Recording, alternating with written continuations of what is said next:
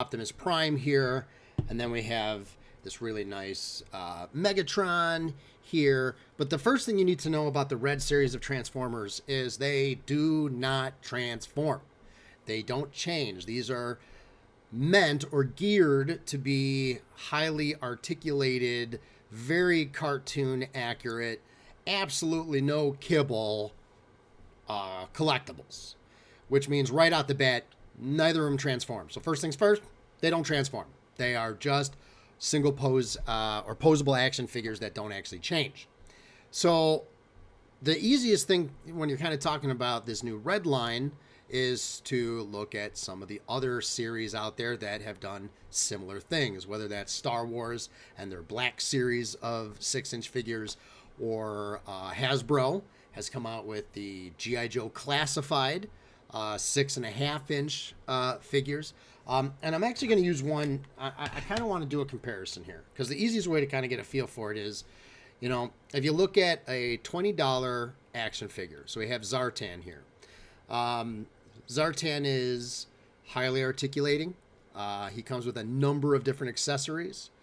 There's for $20, whether it's again the Black series of Star Wars or the Classified series of G.I. Joe, I've been really happy with the overall quality and content. You can see again, if I just look here, the detail, the face sculpt, the body sculpt. Maybe I can get a little bit of light here on him, right? You can kind of see the details, the gun, everything else going on. He's got this backpack. It opens up. It has his disguise in it. If I can get that open, right? There's a lot going on, and with these figures, and I've seen that across a lot of the G.I. Joe Classified.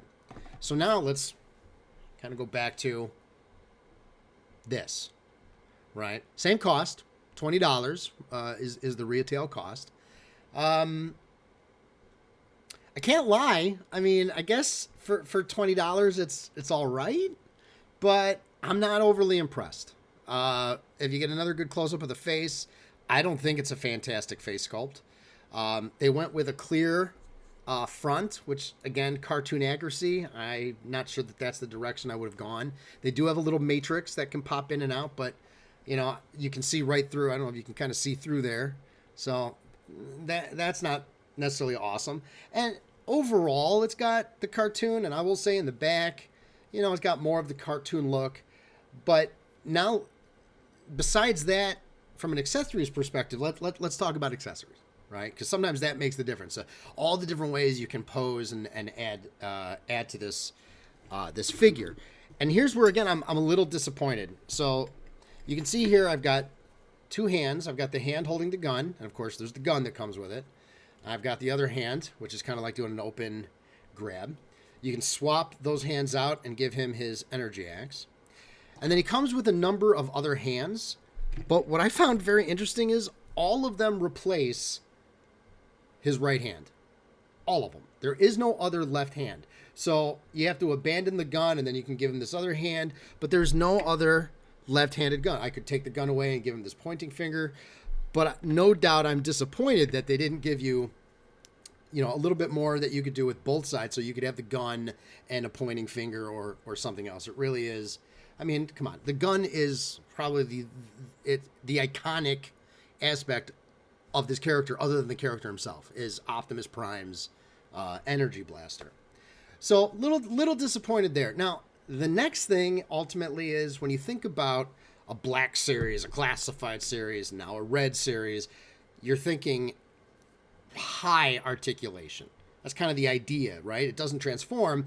The trade-off being it should be extremely posable and articulating. And again, you know, not overly impressed with what I'm going to actually refer to as a lack of articulation. I mean, we have joints in the arms, right, in the hands. We have some joints in the legs, like so, right?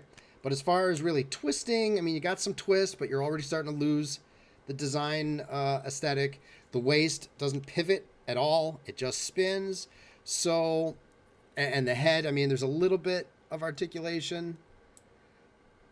But again, not what I would be expecting, right? If you're really talking about this is supposed to be a highly articulated figure, And again, you're pushing it on that whole robot enhanced design. It's all right. It's all right. You're not getting into any major awesome poses. I think with this particular figure.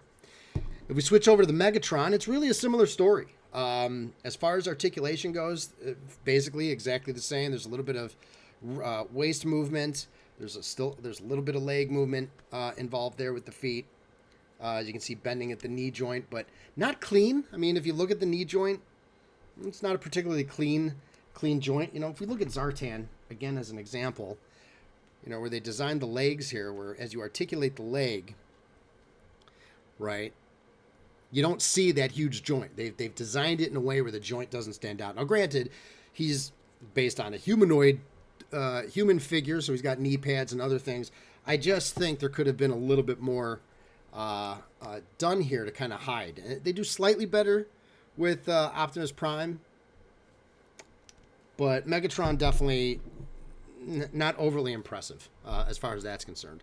Now, of course, he comes with his big energy cannon, and he has a couple other accessories that go with him. He has his energy mace, and this was cool. I did like this. He's got a hand that has an energon cube already locked in there, which is kind of neat. Face sculpt on this one, a little bit better, right? We get that nice dark circles around the red eyes, if you can kind of pick up on that. Overall, though, you look at the top to bottom, and I'm going to just say fair, right? And you guys know me. A lot of times I'll find the great positive qualities of almost any figure or collectible, and this is one where it's like, it's okay. That's all I can say. It's okay. And again, they made an interesting decision that they only allow you to replace one set of hands, one side. So that to me is, again, disappointing. You know, being able to possibly take the fist with the energy cannon and have it be a pointing finger or an open, a grasping fist. No, you really can only trade out the energon cube for the other attachments. So there's a bit of a miss there. So what the closest comparison I can have, now granted there's a price difference, but the closest comparison I can have is the R.E.D models, right? And excuse me if I'm mispronouncing it. I'm going phonetically, but these models are actually, you put them together, so you assemble them. And here's the Optimus Prime, which is probably the best side-by-side comparison. Now, you completely assemble this from the parts, no glue, all snapped together.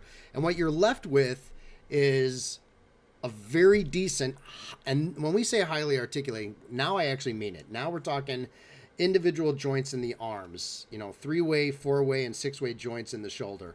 The chest has the ability to move. Now, maybe not that far back, but you have the ability to change the positioning. The legs have multiple ball joints for positioning.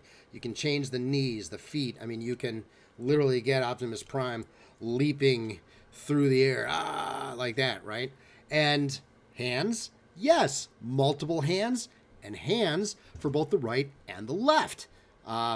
So the funny thing is about this particular model, the only thing I don't love about this model is the way that they did the chest. A little bit more angled up, as opposed to kind of that more straight cartoon accurate look that we have here. But, from a size, articulation, and overall perspective, the R.E.D models are really, I'm generally impressed with. They're fun to build. They don't require a great level of expertise, and they are highly articulating, really good for making action poses. Now, the trade-off is they are $50. They are not $20. So, you're definitely paying that premium price. Here we have Magnus, and again, super high levels of articulation, lots of detail in the back. These are non-transformable as well.